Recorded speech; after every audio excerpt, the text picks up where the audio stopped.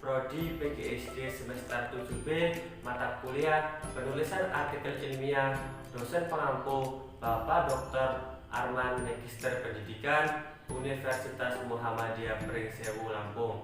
Baiklah, pada video kali ini saya akan membuat kesimpulan pada pertemuan ketiga yang berjudul Anatomi dan Proses Penulisan Artikel Ilmiah. Yang pertama, anatomi artikel.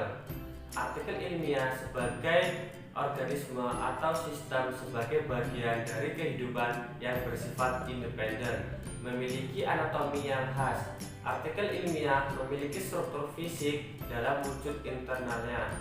Secara struktur, anatomi artikel ilmiah memuat antara lain yang pertama yaitu judul, yang kedua barisan kepemilikan, yang ketiga abstrak, yang keempat pendahuluan, yang kelima pemaparan dan diskusi, yang keenam kesimpulan, dan yang terakhir daftar pustaka. Setiap jurnal ilmiah selalu menyertakan petunjuk penulisan pada para penyumbang tulisan. Semua petunjuk itu harus benar-benar diikuti, karena petunjuk itu adalah dasar untuk menetapkan gaya selingkung jurnal itu.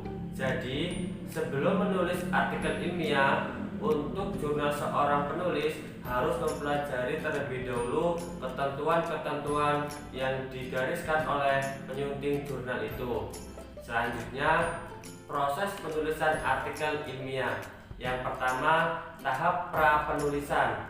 Di antaranya antara lain, yang pertama, pemilihan dan pembatasan topik. Yang kedua, merumuskan tujuan. Yang ketiga, mempertimbangkan bentuk karangan. Yang keempat, mempertimbangkan pembaca. Yang kelima, mengumpulkan data pendukung. Yang keenam, merumuskan tesis. Dan terakhir, penyusunan ide dalam bentuk karangan atau outline.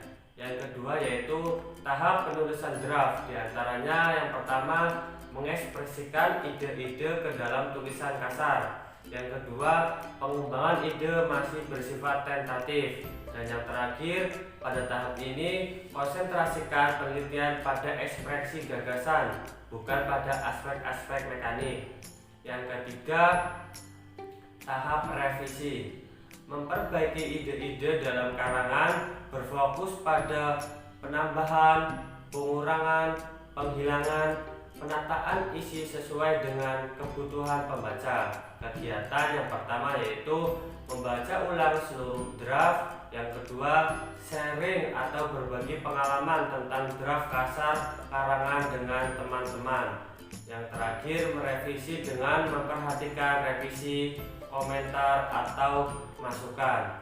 Yang keempat yaitu tahap penyuntingan. Tahap penyuntingan antara lain yang pertama, memperbaiki perubahan-perubahan aspek mekanik karangan. Yang kedua, memperbaiki karangan pada aspek kebahasaan dan kesalahan mekanik yang lain. Yang terakhir, aspek mekanik antara lain huruf kapital, ejaan struktur kalimat, tanda baca, istilah kosakata atau format karangan. Yang terakhir yaitu tahap publikasi. Yang pertama, tulisan akan berarti dan lebih bermanfaat jika dibaca orang lain. Yang kedua, sesuaikan tulisan dengan media publikasi yang akan kita tuju.